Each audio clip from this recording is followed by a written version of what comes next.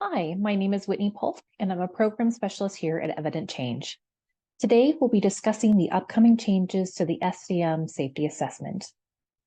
As you can see in these slides, we've made changes to the header, the safety threat section, caregiver complicating behaviors, safety interventions, and added some new questions intended to promote tribal collaboration.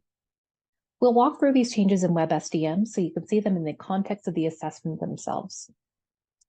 In the header section of the safety assessment, you'll notice two changes. The first change is a slight modification to the question, were there allegations in this household? When a worker responds no to this question, an automated prompt in WebSDM will link the worker to SDM policies stating that a safety assessment also must be completed on the allegation household. We significantly modified the questions pertaining to American Indian or Alaska Native ancestry to ensure that Indian children remain connected to their culture and communities, promote more effective collaboration with tribes, and honor our responsibilities as workers to follow the law as set in the Indian Child Welfare Act. You'll see that there is now a tree in the header section with more detailed questions about Indian ancestry and tribal collaboration. As with all of our major items on the safety assessment, there are supplemental information and definitions for each of these questions to help workers to determine the appropriate response. Click on the blue question mark to see additional information and practice guidance for each question. There are several updates to the safety threat section of the assessment. We removed a safety threat, added one in, and made modifications to language based on your feedback, passage of new bills, and alignment with best practice. The language in safety threat number 1, physical harm, has been modified to align with the language of the Comprehensive Addiction and Recovery Act, or CARA. Instead of drug or alcohol exposed infant, you'll now see the language substance affected infant. This update also clarifies that the threshold of imminent danger must be met, as opposed to past evidence of harm. You'll see these changes both in the main body of the safety assessment as well in the definitions if you click the blue question mark button.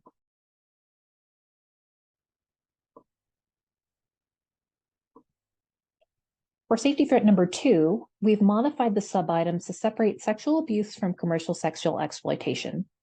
There is no change to policy for this item, as the safety threat would have been selected for commercial sexual exploitation in the previous version of the manual. However, separating this out will help us to collect better data on the prevalence of each subtype of abuse. Safety threat number 3 has a few changes to the item. These changes were initiated by the passage of AB 2085, which clarifies that general neglect does not include a caregiver's economic disadvantage alone. The first thing you'll notice is that the language of the safety threat is changed and specifies that the immediate needs not being met has resulted in serious harm or imminent danger of serious harm. You'll also notice that, similarly to safety threat number 2, we separated out the types of general neglect into the subtypes of food, clothing, or hygiene, supervision, medical or dental care, and mental health care in the hopes of helping us collect better data. If you click on the question mark, you'll also notice some changes to policy and definition. Again, the safety threat is intended to be selected when it meets the threshold of imminent danger, which is now spelled out within the stem of the definition. Additionally, you'll notice language about how the safety threat is intended to be selected when the conditions cannot be mitigating by providing resources to the family. There's also guidance about documenting the worker's attempts to provide those resources, and a reminder that this item should not be selected on poverty alone, but rather that immediate and serious danger exists. If we scroll down to safety threat number 9, you'll notice the safety threat has actually been replaced by a new safety threat. The existing safety threat number 9, current circumstance combined with past history, has been removed. Our testing and review of the safety threat showed that the safety threat was significantly overselected for American Indian and Alaska Native households.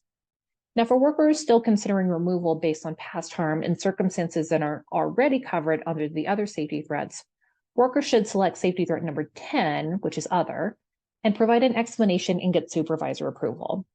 The new safety threat 9, domestic violence poses imminent danger, was added in the hopes of correctly applying concerns related to domestic violence that were previously captured under the physical harm and emotional harm safety threats. There's 2 sub-items, physical harm and emotional harm, that are further clarified in the definition section of the assessment. If we click the question mark, you'll see detailed explanation of both subtypes, as well as some examples of commonly encountered situations. If we scroll to the bottom of this definition, you'll notice that we've added some practice guidance in this box. We've added this practice guidance and modified the safety threat to align with survivor-centered practice, safety organized practice, and the integrated core practice model. More training will be provided on this topic in the coming months as well. Moving on to section 1A, caregiver complicating behaviors, we've modified the language in all of the complicating behaviors to be in present tense language. So that's a minor change. In section 3, the in-home protective interventions also has a few modifications. We made some language changes to safety intervention number 4, which is related to the use of tribal resources. In section 4 of the assessment, the safety decision, you'll also notice that we've added a new option for workers to select when they're going to get a warrant for removal per local policy. This change is intended to more accurately reflect policy in some counties that require a warrant for removal as opposed to removing under exigency. The last change on the safety assessment and the last question on the safety assessment is an added question regarding tribal agreement. This question prompts the worker to answer if the tribe is in agreement with the final screening decision in the case of an American Indian or Alaska Native child. In the definition, guidance is also provided to document the worker's efforts to gain agreement as well as the tribe's position on the final safety decision. If you have an additional question, please feel free to reach out to us at any time. We appreciate you watching this video and reach out to us soon.